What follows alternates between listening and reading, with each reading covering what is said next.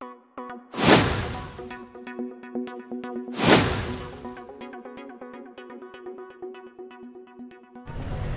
हम खड़े हैं मुजफ्फरपुर की धरती पर। हमारे साथ अफजल भाई हैं और जैसा कि आपको पता है कि स्टेट प्रमाण पत्र में जो त्रुटि आ रही थी QR कोड की, इस संबंध में आज जो अखबार के माध्यम से विज्ञप्ति आई, इसके बाद ये पहुंचे हैं जिला शिक्षा पदाधिकारी के ऑफिस में। ऐसे में जिला मुख्यालय में हम खड़े हैं और अभी हम इनसे चर्चा करेंगे क्या क्या बात हुई और आपके जो स्टेट प्रमाण पत्र में त्रुटि है उस संबंध में चर्चा करेंगे, कैसे सुधार होगा, कैसे आपको नया प्रमाण पत्र मिलेगा। आज इन्होंने जो जिला शिक्षा पदाधिकारी से बातचीत की है, इस पर हम आपको विश्लेषित करेंगे।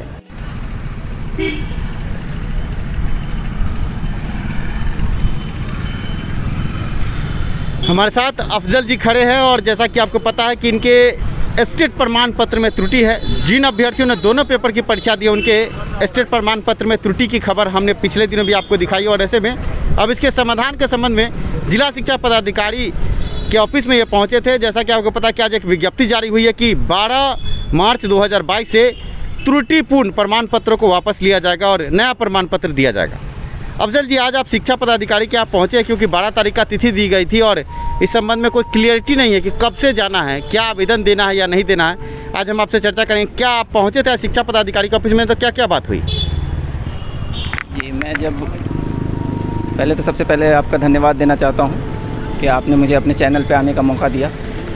मैं जब शिक्षा पदाधिकारी के पास पहुंचा तो वहाँ पे क्लर्क लोग मौजूद थे, तो उन्होंने मुझसे कहा कि ये स्टेट वाला जो है वो आप जाके DN हाई स्कूल से ले सकते हैं। तो मैंने कहा कि ये लेने वाला नहीं है, बल्कि QR स्कैनिंग में जो प्रॉब्लम आ रहा है उसके लिए मैं आया हूँ। मैं अपना प्रमाण पत्र देने के लिए और नया प्रमाण पत्र 12 से मिलने की बात कही गई है। तो उन्होंने बताया कि अभी तक तो 12 तक से कही गई है, तो अभी 12 हुआ नहीं है और अभी तक हमें प्रमाण पत्र रिसीव नहीं हुआ है। जब प्रमाण पत्र आ जाएगा तो इसके बारे में जानकारी दी जाएगी, तो आप आके अपना सर्टिफिकेट देंगे जो पुराना वाला है और जो QR नया वाला आएगा वो आप ले लेंगे।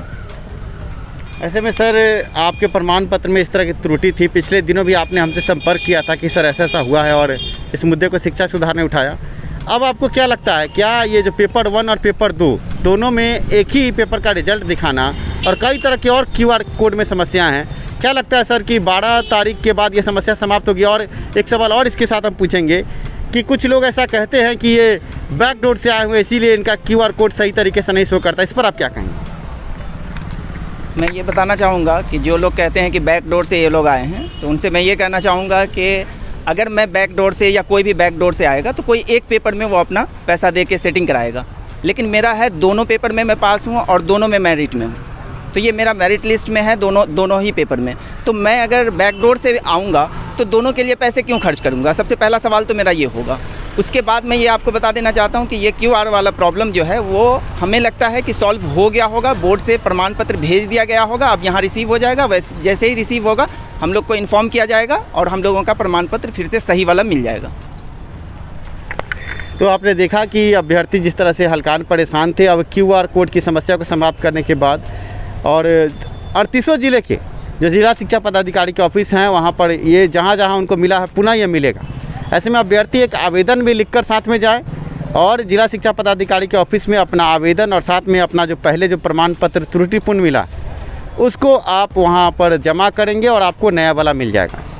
ऐसे में हम अभी आप देख रहे हैं हमारे सामने जो अफजल भाई है, इनके प्रमाण पत्र को हम स्कैन करके आपको दिखाएंगे क्या समस्या आ रही है। और आप 38 जिले के अभ्यर्थी जिन्होंने प्रमाण पत्र प्राप्त कर लिया या जिनको अभी तक नहीं मिला है, उनको इस बात से खास कर मैं अवगत कराना चाहूँगी कि भविष्य में अगर मान लीजिए 7वें चरण की बहाली आती है और उनका प्रमाण पत्र इस तरह से समस्या में रहता है तो उनको समस्या होगी, इसलिए एक बार ज़रूर QR कोड स्कैन करके देख लें। अफजल जी, अब हम आपके प्रमाण पत्र का QR कोड स्कैन करके हम अभ्यर्थी को दिखाएंगे। ऐसे में आप देख सकते हैं कि अफजल जी का जो प्रमाण पत्र है, दोनों प्रमाण पत्र ये अपने मोबाइल से जैसे ही स्कैन करते हैं तो क्या रिजल्ट आता है, इस पर हम अब आपको दिखाएंगे कि कैसे हो रहा है। सर, अपना QR कोड एक बार स्कैन कर लें। आप देख सकते हैं ये स्कैन कर रहे हैं और स्कैन करने के बाद हो क्या रहा है कि दोनों पेपर में फर्स्ट पेपर का ही रिजल्ट दिखा रहा है। मैंने ये जो है पेपर 2 का स्कैन किया है। अच्छा, तो ये पेपर 2 दिखा रहा है। थोड़ा इसको ब्राइट करें, थोड़ा लाइट थोड़ा कम है।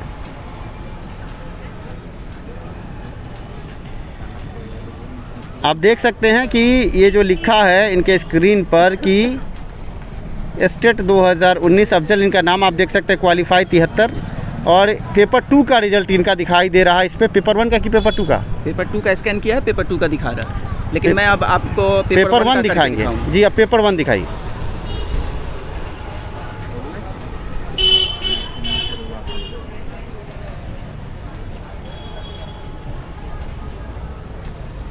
ये देखिए पेपर 1 का। अब आप देख सकते हैं कि इनका पेपर 1 में भी उतना ही अंक आप देख सकते हैं और पेपर 2 का ही रिजल्ट पेपर 1 में भी है। ऐसे में ये बड़ी समस्या है आम अभ्यर्थी को, और इसी समस्या के समाधान के लिए हमने आवाज़ उठाई थी और आज ये शिक्षा पदाधिकारी के ऑफिस में पहुंचे थे विज्ञप्ति देखने के बाद। पर जैसा कि कहा जा रहा है कि 12 मार्च के बाद आम अभ्यर्थियों का प्रमाण पत्र जिला शिक्षा पदाधिकारी को प्राप्त होगा और 12 मार्च के बाद से जाकर के आप अपना प्रमाण पत्र प्राप्त कर सकते हैं। त्रुटि सुधार करके प्रमाण पत्र वितरित होगा। अफजल जी, ऐसे में क्या कहना चाहेंगे इस स्टेट रिजल्ट पर? सर, मैं ये बताना चाहूँगा कि ये मेरिट नॉन मेरिट जो है जी, तो ये तो कंफर्म हो रहा है, जैसा कि शिक्षा विभाग काम कर रही है और सर्टिफिकेट जारी किया है जिसमें मेरिट नॉन मेरिट का कॉलम उन्होंने बरकरार रखा है। तो इससे ये पता चलता है कि ये मेरिट वाले की ही बहाली होगी और नॉन मेरिट वाले जो हैं वो सरकार से मांग करते रहें, उनकी भी बहाली हो जाती है तो हम लोग को कोई प्रॉब्लम नहीं है, क्योंकि हम लोग उनके दुश्मन नहीं हैं। लेकिन मैं एक चीज़ और बता देना चाहूँगा कि मैं 2013 में पास था, बिहार उर्दू बंगला TET जो हुआ था उसमें, और हम लोगों को ग्रेस मार्क्स दिया गया था।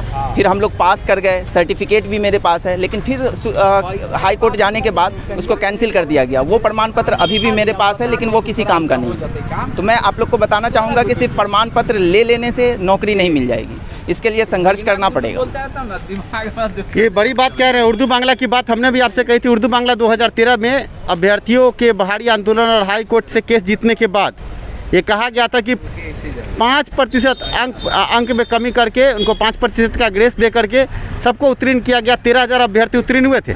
पर आगे हाई कोर्ट के निर्देश के बाद जब वो नियोजन इकाई में पहुँचते हैं, आवेदन तक कर दिया अभ्यर्थियों ने और डबल बेंच का मेरिट लिस्ट में नाम भी आ गया था। मेरिट लिस्ट में नाम भी आ गया था और डबल बेंच का जजमेंट आया कि जो भी अभ्यर्थी ग्रेस पाए हैं वो सही नहीं है, ग्रेस को हटाया जाए और गलत प्रश्नों के बदले अंक नहीं दिया जाए। आपको बता दें कि इसके बाद करीब 12,000 अभ्यर्थी 2013 से आज 2022 तक सड़क पर हैं। अभ्यर्थी कलेजा पीट रहे। सुप्रीम कोर्ट तक अभ्यर्थी पहुंचे थे, पर आज तक उनका कुछ नहीं हुआ। क्या यही बात है ना? जी बिल्कुल, आपने सही कहा है। और मैं एक चीज़ और बता देना चाहूँगा कि मेरा CTET भी पेपर 1 पेपर 2 ये दोनों हम पास हैं, फिर भी अभी तक नौकरी नहीं मिली है और कब मिलेगी इसकी गारंटी नहीं है अगर मेरिट को हटाया गया तो। आप ये उम्र सीमा के संबंध में कुछ कहना चाह रहे थे, बताएं अपने उम्र के बारे में और नौकरी के बारे में आप कुछ कहना चाह रहे हैं? मेरी उम्र जो है वो बहुत ज़्यादा हो चुकी है। अब अगर इस साल अगर नौकरी नहीं मिलती है तो शायद नहीं मिल पाए, क्योंकि जो CTET हमने पास किया है उसमें जो उम्र सीमा हमको लगती है अगर सरकार छूट नहीं देती है तो फिर उम्र सीमा समाप्त हो जाएगी। तो इसलिए मैं ये कहना चाहूँगा कि आप लोग भी ध्यान दें और जो भी आंदोलन प्रदर्शन ये सब होता है या फिर नीरज भाई का साथ दें और उनको जो भी कंट्रीब्यूट करना है वो करें, ताकि वो केस को अच्छी तरह से लड़ सकें। और इन्होंने कहा था कि 2 वकील को रखना है, लेकिन शायद अभी इन्होंने एक ही वकील को रखा है। तो हम कोशिश करेंगे, हम ये कहना चाहेंगे कि आप लोग भी सामने आएँ, साथ आएँ और 2 वकील रख के इसको अच्छे से केस को मजबूती से लड़ा जाए ताकि मेरिट वाले की बहाली हो सके। बड़ी बात इन्होंने कही और मैं क्या कहूँ, मैं अब इसीलिए यूट्यूब पर इस संबंध में कुछ बोलता नहीं। आप क्या एक ही वकील पटना हाई कोर्ट में स्टेट PI देख रहा है। हमने 2 वकील की बात की थी, पर कुछ छबड़ी लोगों ने आप आम अभ्यर्थियों को बड़गलाया और आज आप बड़गलाहट में कहीं नहीं है। पर हम कोशिश कर रहे हैं, आज भी PIL का केस लिस्टेड है, पर जैसा कि आपको पता है कि शुक्रवार PIL स्पेशल सुना जाता है, इसलिए कल इसकी सुनवाई की संभावना PIL केस की होगी। अभी आप मुजफ्फरपुर की धरती से अफजल भाई को देख रहे हैं जो स्टेट दोनों पेपर में क्वालिफाई हैं, और अब आगे देखना यह है कि इनके रिज़ल्ट के साथ क्या होता है। 12 मार्च के बाद इनको त्रुटि सुधार कर फिर से रिजल्ट देने की बात की जा रही है। धन्यवाद आप सभी का कि आपने कीमती समय देकर ये वीडियो देखा। शिक्षा में सुधार हो, सभी के पास रोजगार हो, इसी नारे के साथ मिलते हैं अगले वीडियो में।